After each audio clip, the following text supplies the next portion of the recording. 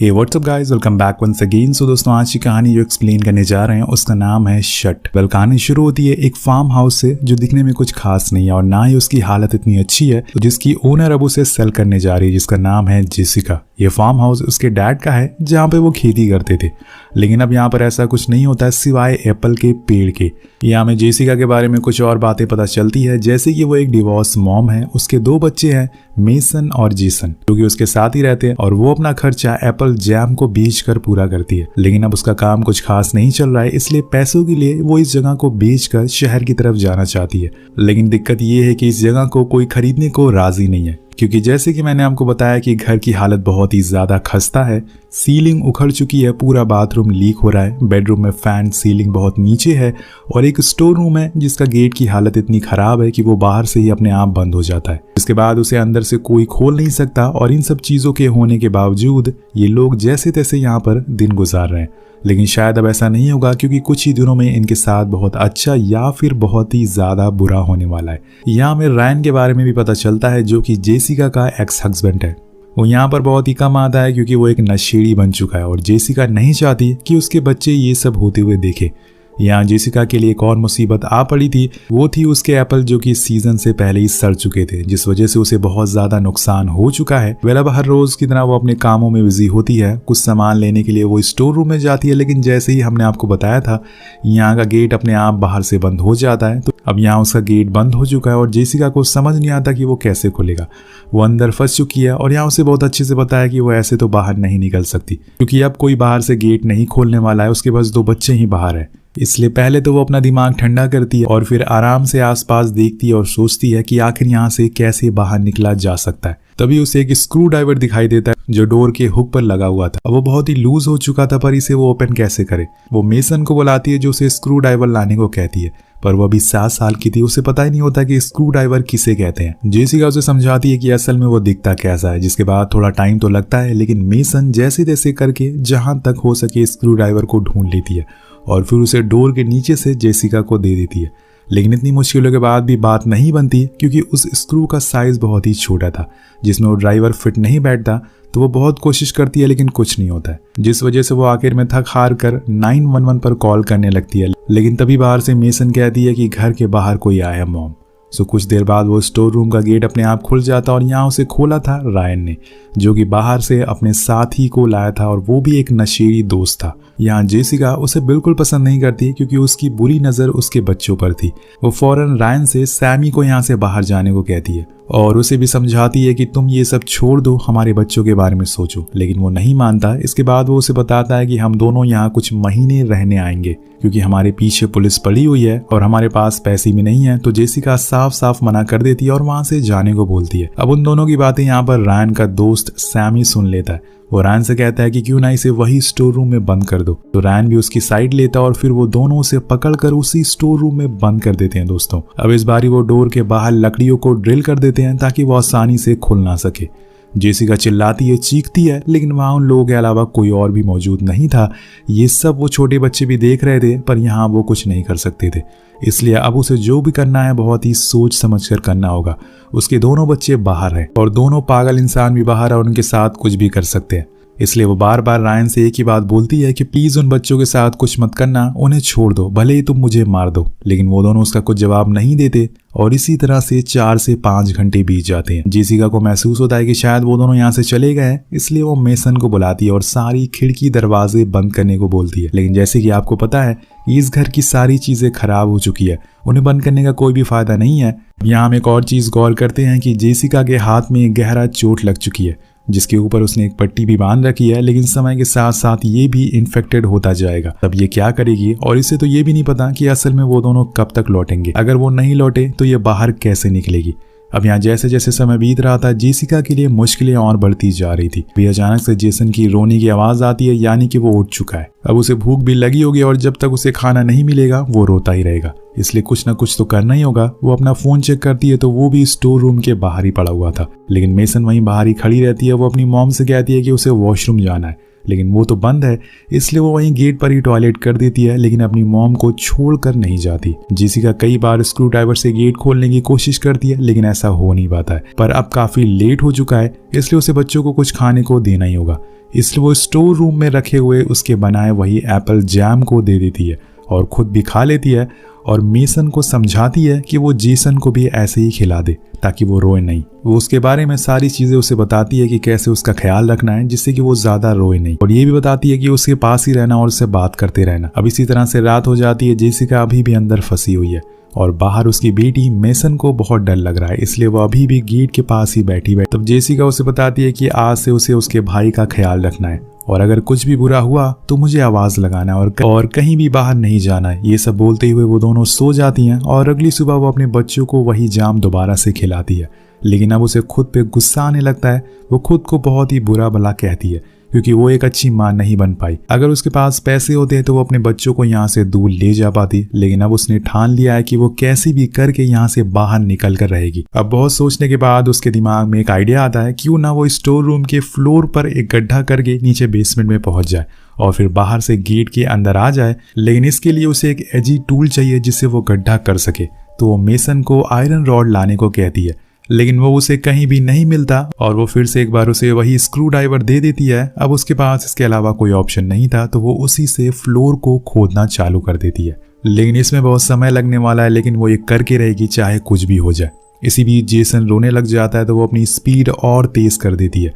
लेकिन तभी उसे पता चलता है कि उसकी बेटी ने जेसन को गिरा दिया। तो वो उसे सही तरीके से बताती है कि कैसे उसे अपने भाई का ख्याल रखना है, कैसे उसे होल्ड करना है, तभी वो एक अच्छी सिस्टर बन पाएगी।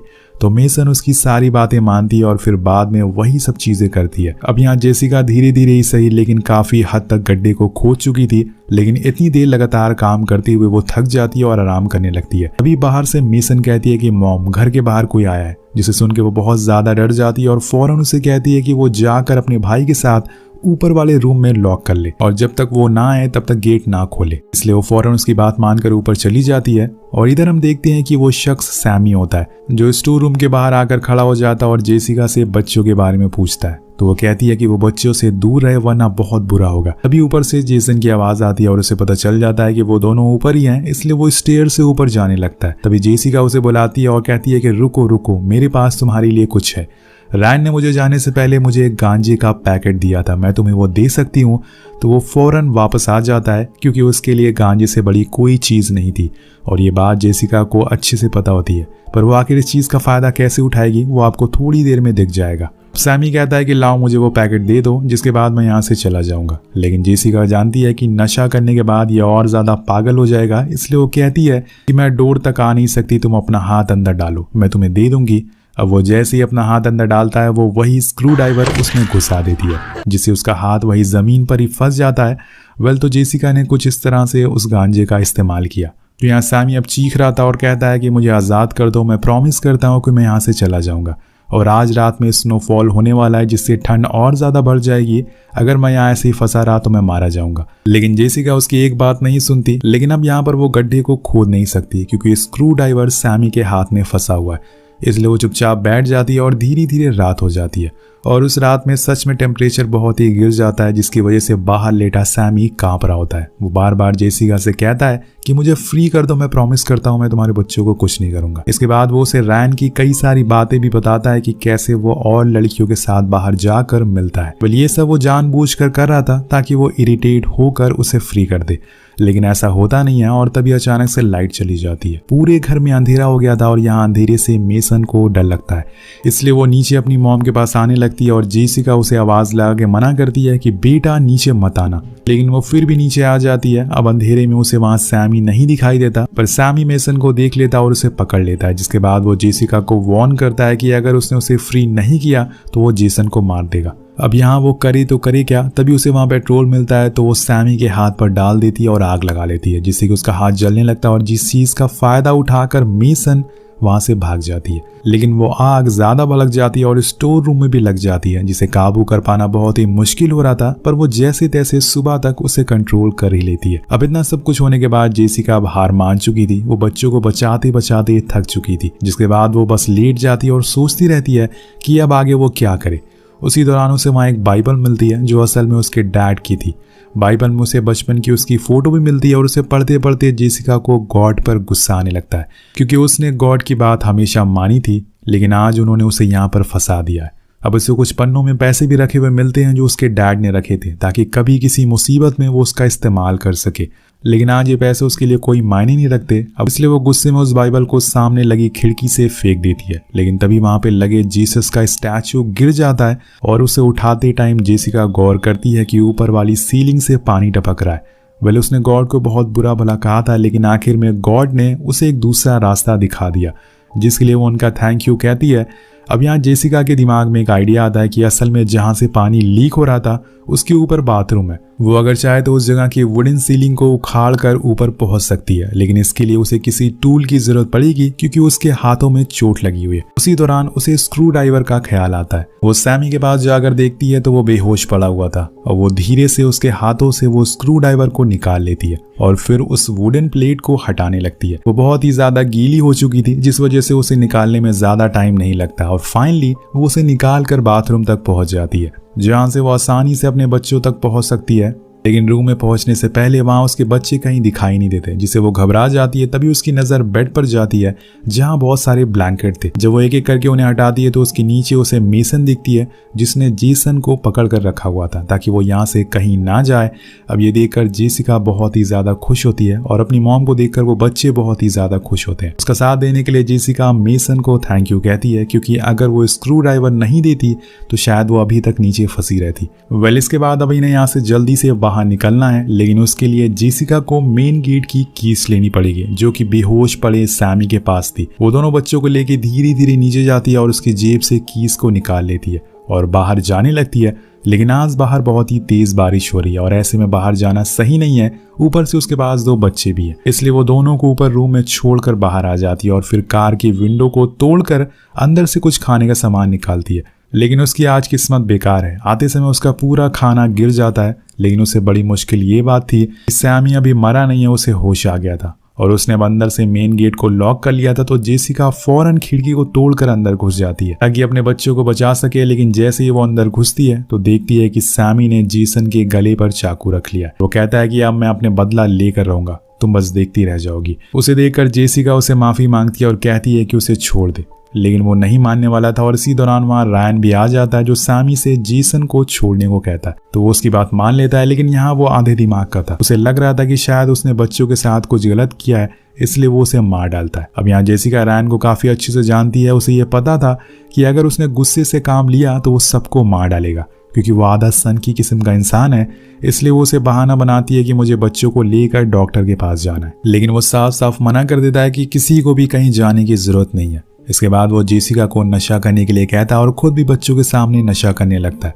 लेकिन यहाँ जेसिका उसे थोड़ा इमोशनल ब्लैकमेल करती है कि जैसे उसे उसकी केयर है। तो वो पहले तो उसे कुछ खाने को देती है, जिसके बाद वो उसे ऊपर चलने को कहती है, क्योंकि यहाँ पर वो नशा नहीं कर सकती। और रायन को ये सही लगता है तो वो ऊपर आ जाता है। लेकिन यहाँ जेसिका ने एक गेम खेला था, उसने उसके खाने में नींद की गोलियां मिला दी थी, जिसका असर अब उस पर होने लगता है और कुछ देर बाद वो समझ जाता है कि उसके साथ कुछ गलत हुआ। इसलिए वो उसके पीछे बंदूक लेकर दौड़ने लगता है। तो जेसिका ऊपर वाले कमरे में पहुंच जाती है। वो भी उसके पीछे था। अब उसे इतनी नींद आ रही थी कि उसकी आंखें खुल नहीं पाती और इसी का फायदा उठाकर वो उसे विंडो से नीचे धक्का दे देती है और गिरते साथ ही उसकी मौत हो जाती है। तो दोस्तों, आपको क्या लगता है कि क्या जेसिका ने ये सही किया या फिर उसे अपने हस्बैंड को बचाना चाहिए था? अब धीरे धीरे समय बीत जाता है। जेसिका ने उस जगह को छोड़ा नहीं, बल्कि अब उसने उस फार्म हाउस को रीनोवेट कर दिया है। उसका एप्पल जैम का बिजनेस भी अच्छा चलता है, लेकिन उसके शरीर पर कुछ चोट के निशान आज भी हैं, जो उसे उस दिन की याद दिलाते हैं।